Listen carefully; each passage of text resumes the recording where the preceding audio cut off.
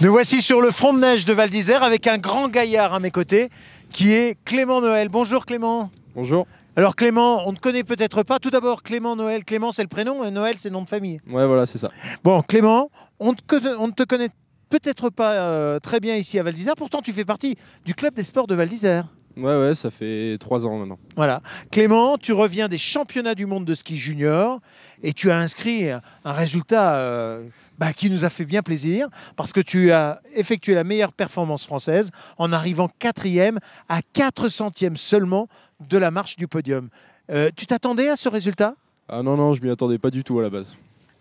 Pourquoi tu t'y attendais pas ? Parce que tu te sentais en dessous du niveau ? Bah oui, forcément. Enfin, moi, ce qu'il y a, c'est que je suis que cadet. Là, c'était un championnat du monde junior, donc j'y allais un peu pour découvrir. J'étais déjà content d'être qualifié là-bas. T'es que cadet, ça veut dire quoi ? Ça veut dire que j'ai 17 ans, donc je suis dans la catégorie moins de 18 ans, Ouais. et là-bas, c'est la catégorie moins de 21 ans. D'accord, ok. Chris Christophersen qui remporte la compétition, il n'est pas tombé de la dernière neige. Hein. Ah non, c'est sûr. Ça, c'est, Il a gagné des Coupes du Monde de ski. Il a remporté des médailles olympiques. Ouais. Et toi, tu fais 4e alors que lui gagne allègrement effectivement la compétition. Mais tu fais 4e, t'es pas très loin derrière. Non, c'est sûr. Après, lui, il venait pour gagner. Il y arrive assez facilement quand même. Ouais. Donc ça fait du bien de se sentir pas trop loin, mais on sent quand même qu'il y a encore une marge de niveau énorme entre lui et nous. Alors, tu as fait une deuxième manche exceptionnelle. Oui, j'ai fait une bonne deuxième manche. Après, j'ai un peu profité du terrain qui a marqué, qui a bougé. C'était plus difficile de partir derrière en deuxième manche.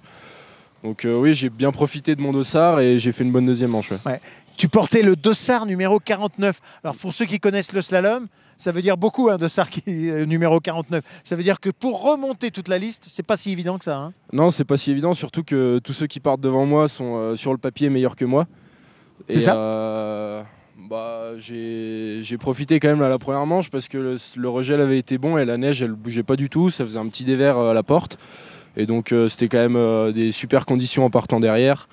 Et c'était quand même pas impossible de rentrer, quoi. Ouais. Qu'est-ce que tu te disais au départ avec ce dossard 49 ? Moi, mon objectif, c'était surtout de rentrer dans les 30 premiers pour partir bien en deuxième manche. Ouais. Et ensuite, une fois que ça a été fait, en deuxième manche, j'avais pas vraiment d'objectif. Je savais que c'était serré devant moi. Alors je me disais, c'est possible de remonter. Je pensais pas jusqu'à la 4e place, mais je me suis dit, ça sert à rien de faire une manche normale sans envoyer. Faut tout envoyer, puis on verra en bas, quoi. Ouais. Et qu'est-ce que tu t'es dit à l'arrivée quand tu t'es vu 4e ? À l'arrivée, tout de suite, je me suis vu 2e. Et ceux qui partaient avant moi étaient censés être derrière moi, parce que j'étais en avance sur eux à la première manche. Du coup, j'étais pas très content de moi.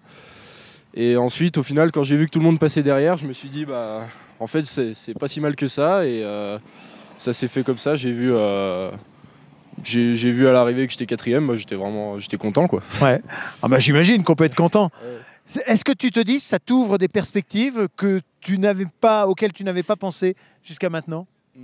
Parle bien près du micro. Pas forcément. Ça ouvre, je sais pas vraiment ce que ça ouvre, mais c'est sûr que ça fait du bien, parce que là-bas, on était parti avec l'équipe de France.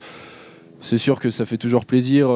Ça nous fait être un peu repérés, quoi. On sait qu'on est surveillé de près maintenant, et donc c'est bien, ça fait plaisir, c'est tout. Ouais, c'est sûr que ça nous fait plaisir. Alors toi, t'es pas un enfant du pays, hein ? Tu t'es pas né à Val d'Isère. Non, je suis né dans les Vosges. T'es né dans les Vosges. Et comment tu t'es retrouvé ici au club des sports de Val d'Isère ? Après la deuxième année minime, donc moins de 16 ans, j'ai eu le choix. J'ai été pris au lycée à Albertville, donc il fallait que je change de club. C'était quand même plus pratique de venir par ici.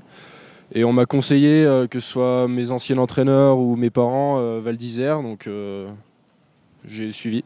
Ah oui, t'aurais pu aller dans un autre club, quel qu'il soit, mais finalement, le destin a fait que c'était Val d'Isère parce que tu savais que c'était un bon club.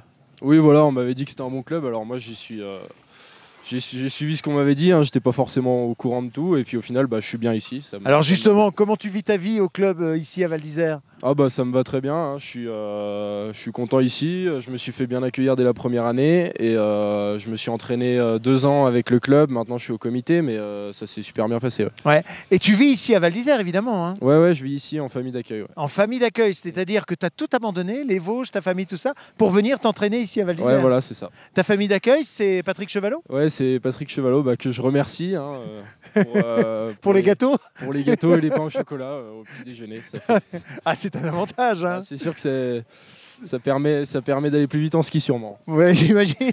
Tu as eu des moments de doute comme ça quand tu t'es retrouvé tout seul dans une station que tu connaissais pas, intégré dans un club Au début, c'était pas facile forcément parce que j'étais pas avec ma famille, je connaissais personne ici.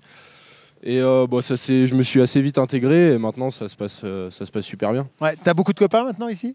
Oui, ouais, maintenant les gens du club des sports, tout ça, je m'entends bien avec. Ouais. Bon alors, le club des sports, le comité de Savoie. Ensuite, qu'est-ce qui va se passer pour toi? C'est quoi ton avenir? Comment tu le vois?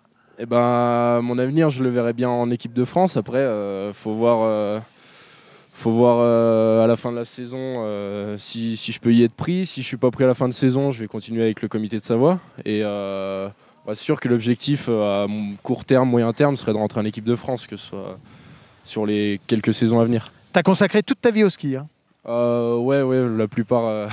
Tu te souviens de mon temps. Tu te souviens de tes premiers pas en ski? Mes premiers pas en ski, non, je m'en souviens pas, j'avais 2 ans. D'ailleurs, je pense que je suis venu à Val d'Isère pas mal de fois quand j'étais petit en vacances. Ah oui, donc c'était pas complètement le hasard. Hein. Ah non, mes parents venaient souvent ici et non, je me rappelle plus de mes premiers pas en ski, ça fait trop longtemps. Ouais, mais tu t'es beaucoup entraîné? Ah oui, c'est sûr. Ouais. De toute façon, tout le monde s'entraîne beaucoup à partir du moment où on passe les catégories. Quand on a 14-15 ans, après, on part l'été, on part tout l'hiver on skie, l'été on skie, c'est assez lourd quand même. Ouais. Donc peut-être l'équipe de France, mais immédiatement alors la fin de la saison et puis après cet été? Ouais, la fin de la saison, ouais, il reste encore quand même quelques courses. Il reste des courses importantes comme les championnats de France cadets, donc U18, ouais.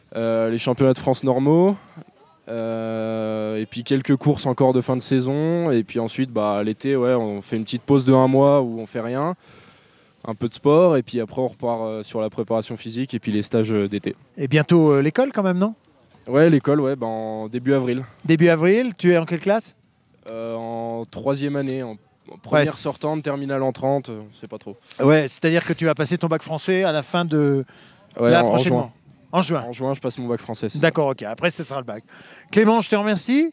Je te souhaite évidemment bon courage pour la suite. Merci. Et puis, en espérant que tout marche bien pour toi. En tous les cas, bravo pour ta compétition. Il faut le savoir, hein, sur les 16 Français qualifiés à ces championnats du monde de ski junior, il y en avait 4 du club des sports de Val d'Isère. Et sur les 4, il y en a, au moment où on parle, 2 qui ont fait une 4e place et meilleure performance française. Il y a toi et Victor Schuller. Ouais, Victor aussi. Ouais. Vous vous tirez la bourre tous les deux? Non, on se tire pas la bourre. On n'a pas du tout les mêmes disciplines. Lui, c'est la vitesse. Moi, c'est plus le slalom. Et j'étais déjà parti de Norvège quand il a fait ça, mais je lui ai envoyé un message pour le féliciter. Et c'est vraiment bien pour lui et pour Val d'Isère. Ton modèle de slalomeur, c'est qui? À l'heure actuelle, c'est Marcel Hirscher ou Félix Neureuther, je sais pas. Oui, c'est pas mal. C'est pas si mal que ça. Je te remercie, Clément. À bientôt. Merci à vous. Au revoir. Au revoir.